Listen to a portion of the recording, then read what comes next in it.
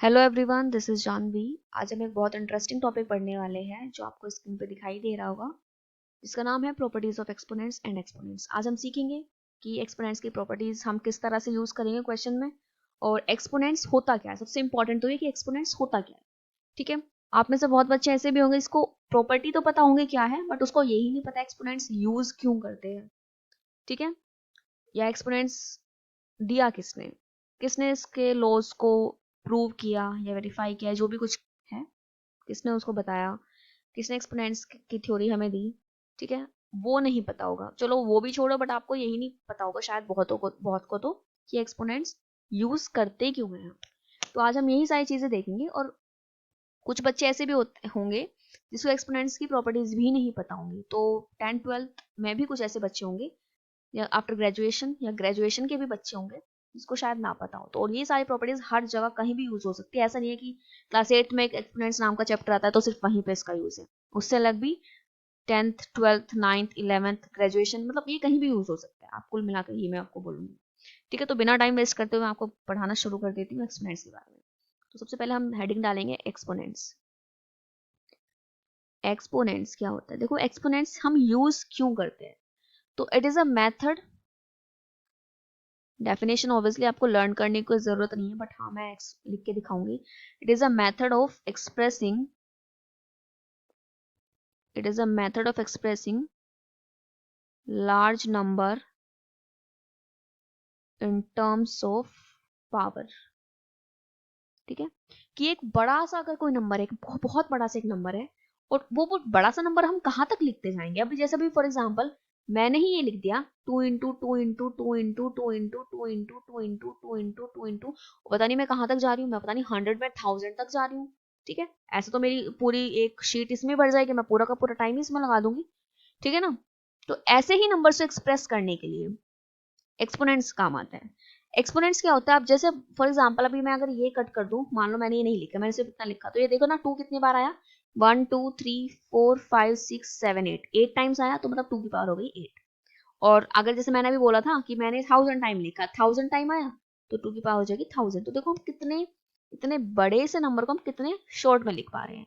ठीक है, तो यही एक्सपोनेंट्स का यूज होता है, क्या कि बड़े से नंबर को पावर के टर्म्स में एक्सप्रेस करना ही क्या होता है, एक्सपोनेंट्स होता है। ठीक है, अब एक्सपोनेंट्स का फादर किसको बोला जाता है, who is the father of exponents. Fathers नहीं, father, who is the father of exponent. तो एक्सपोनेंट का फादर कहा जाता है किसको, आर्किमिडीज को। इन्होंने सारे लॉ दिए एक्सपोनेंट्स के, सब कुछ इन्होंने जो एक्सपोनेंट्स के जो लॉ थे उनको प्रूव किया, और इसलिए इनको बोला जाता है फादर ऑफ एक्सपोनेंट्स, किसको, आर्किमिडीज को। क्लियर। अब हम देखेंगे कुछ प्रॉपर्टीज एक्सपोनेंट्स की। तो वैसे नाम से आती है प्रॉपर्टी, बट आपको नाम याद करने की जरूरत नहीं है। वैसे मैं फिर भी मैं लिखवा दूंगी नाम साइड में, बट आपको ऐसा नहीं है कि आपको नाम याद रखने हैं। नाम आपको याद रखने की बिल्कुल भी जरूरत नहीं है, क्योंकि नाम से कहीं भी कोई प्रॉपर्टी नहीं आती है। ठीक है, तो फर्स्ट प्रॉपर्टी मैं यहाँ पे लिखने वाली हूँ, जिसका नाम है प्रोडक्ट ऑफ पावर्स। ठीक है, ये प्रॉपर्टी क्या है, अगर मेरे पास दिया हो ए की पावर m इंटू बी की पावर n, या ए की पावर n, ए की पावर n इंटू ए की पावर n। अब आप देखो यहाँ पे बेस तो हो गए दोनों के सेम, तो हम एक ही जगह लिख देंगे और पावर को क्या कर देंगे, ऐड। अब इसका मैं एक एग्जांपल लेकर आपको एक्सप्लेन करूंगी। मान लो मेरे पास कुछ एक नंबर लिखा हुआ है 5 की पावर 2 इंटू 5 की पावर 3। देखो बेस क्या है, सेम, तो पावर को हम क्या कर देंगे, प्लस 2 + 3 5।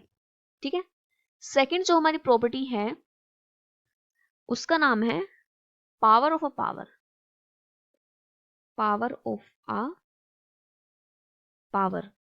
अब ये क्या होती है, मान लो ये लिखा हुआ ए की पावर m और फिर उस बाहर लिखा हुआ n, तो इसको हम लिख सकते हैं ए की पावर m इंटू n, मतलब दोनों ही पावर को हम क्या कर देंगे, मल्टीप्लाई कर देंगे। ठीक है, फॉर एग्जाम्पल मैंने लिया, मैंने अगर लिखा है कि भाई 3 की पावर 2 और इसकी पावर आ गई 5, तो इसका मतलब है 3 ऐसे ही रहने देंगे, ये दोनों क्या कर देंगे, मल्टीप्लाई, तो कितना हो जाएगा 3 की पावर 10।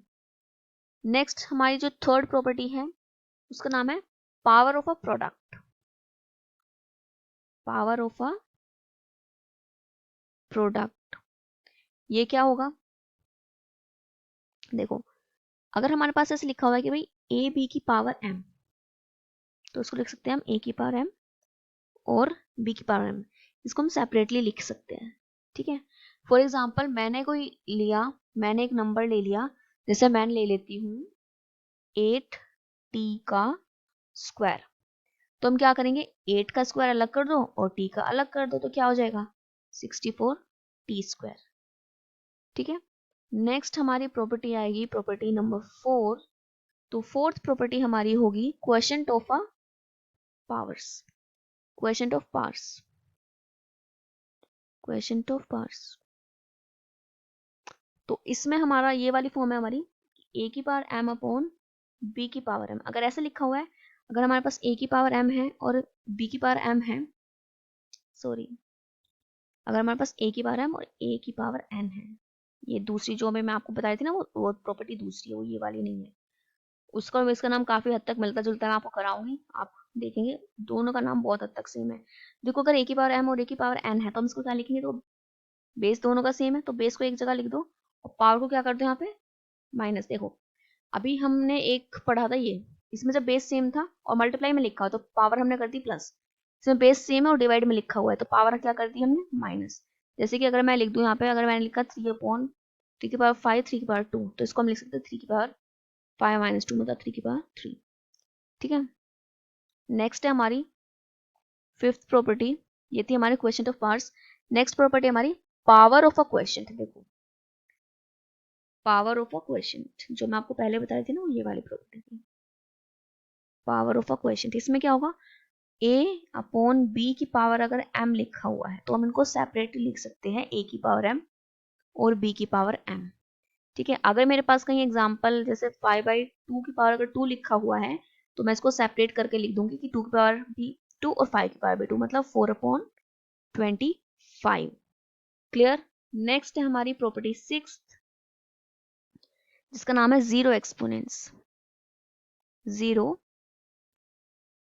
एक्सपोनेंट्स, इसका मतलब है कि अगर हम कोई भी रियल नंबर लेते हैं और उस रियल नंबर की पावर अगर 0 है तो उसका आंसर हमेशा 1 ही आएगा। वो 100 हो, वो 999 की पावर 0 हो, या फिर वो 2 की ही पावर क्यों ना 0 हो, तो आंसर क्या ही आएगा, हमेशा वो 1 के इक्वल ही आएगा। नेक्स्ट हमारी जो 7th प्रॉपर्टी है उसका नाम है नेगेटिव एक्सपोनेंट्स। नेगेटिव एक्सपोनेंट्स, इसमें देखो क्या होगा, अगर मेरे पास लिखा हो a की पावर माइनस m, तो मैं इसको लिख सकती हूँ 1 अपॉन a की पावर m। मतलब अगर मेरे को पॉजिटिव बनाना है ये, तो हम इसको नीचे डिनोमिनेटर में लेकर आ सकते हैं।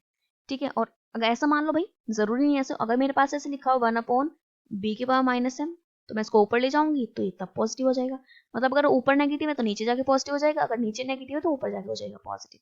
ठीक है, अब जैसे मैंने ले लिया -5 की पावर -2, तो ये हो जाएगा 1 अपॉन 5 का स्क्वायर, मतलब पॉजिटिव पावर हो गई। और फिर इसको हम लिख सकते हैं 1 अपॉन 5 का स्क्वायर क्या होता है 25। ठीक है, अब आई हमारी नेक्स्ट प्रॉपर्टी और जो हमारी लास्ट प्रॉपर्टी भी है, प्रॉपर्टी नंबर 8। इसमें देखो क्या है, अगर हमारे पास ऐसा कुछ लिखा हुआ है कि b की पावर m और ये लिखा हुआ है n, देखो b की पावर क्या होता है m। ठीक है, और यहाँ पे है हमारे पास बाहर क्या लिखा हुआ है, देखो आप देख रहे हैं बाहर हमारे पास लिखा हुआ है n, तो ये क्या आता है, ये आता है 1 अपॉन n के फॉर्म में। तो जब ये इस फॉर्म में आएगा तो हम क्या करेंगे, इन दोनों का कर देंगे मल्टीप्लाई, तो यह जाएगा m/n। क्लियर है। और देखो ये हमने पहले देखा था, जब ऐसे इस तरह से पावर रखी होगी तो हम उसको मल्टीप्लाई ही करेंगे। ये मैंने आपको फर्स्ट प्रॉपर्टी या सेकंड प्रॉपर्टी में आपको मैंने बता दिया था। देखो कि एक अंदर पावर है एक उसके बाहर पावर है, तो दोनों को कर देंगे हम मल्टीप्लाई, और यहाँ पे भी हमने यही प्रॉपर्टी को किया है यूज। तो ये हो गई हमारी पावर ये एक्सपोनेंट्स की प्रॉपर्टीज। आई होप आपको सारी प्रॉपर्टी क्लियर हुई होगी। और हाँ, इनको हम प्रॉपर्टीज ऑफ इंडाइसिस या प्रॉपर्टीज ऑफ पावर्स भी बोल देते हैं, ऑल्सो कॉल्ड। ये एक्सपोनेंट्स की जो प्रॉपर्टीज है ना, उनको हम क्या बोलते हैं, ऑल्सो कॉल्ड प्रॉपर्टीज ऑफ